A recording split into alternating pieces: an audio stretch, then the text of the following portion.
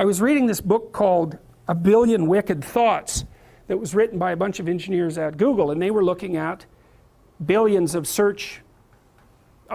Google searches. And you know, there's no shortage of pornography on the internet, and there's much less by proportion than there was when the internet was first invented.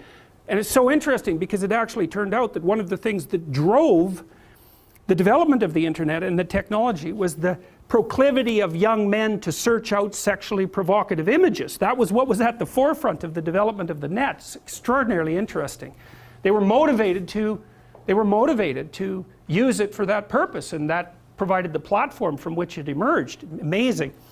Anyways, the Google engineers looked at pornographic search processes and then segregated male searches from female searches, and what they found was that the males searched out images. Surprise, surprise, no one considers that, you know, particularly interesting, but the females searched out literary representations of pornography. It was written.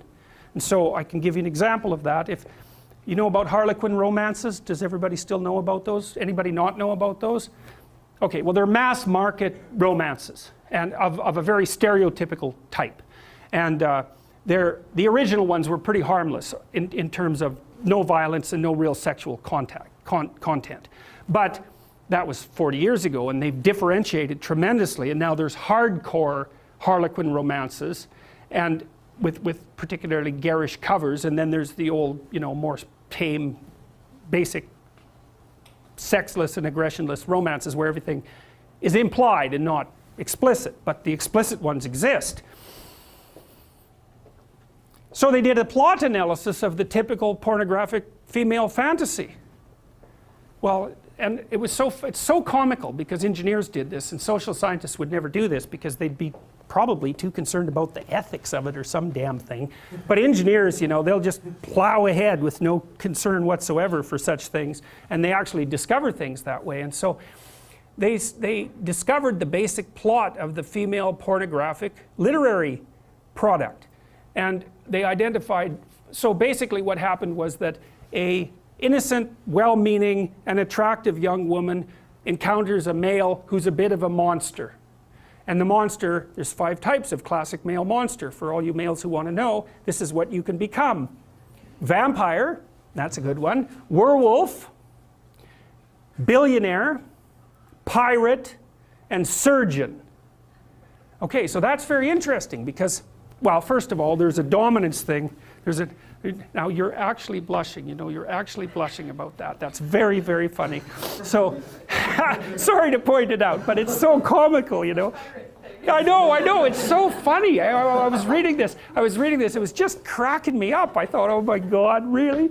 Pirate, vampire, oh, that explains it. What about all these damn vampire shows, right? They're so popular online, they're so popular on Netflix. Oh yes, and then there's the werewolf. There's nothing sexier than a werewolf, apparently.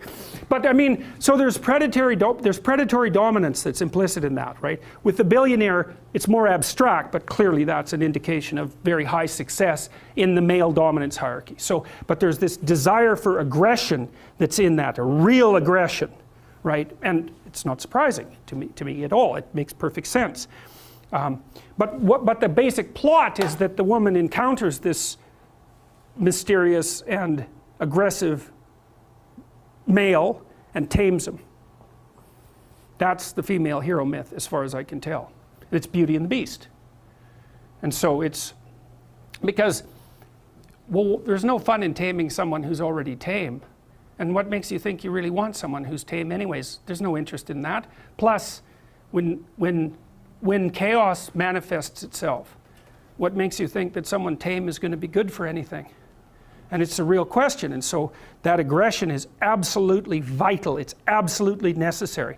But because it's incredibly dangerous, which of course it is, it has to be civilized.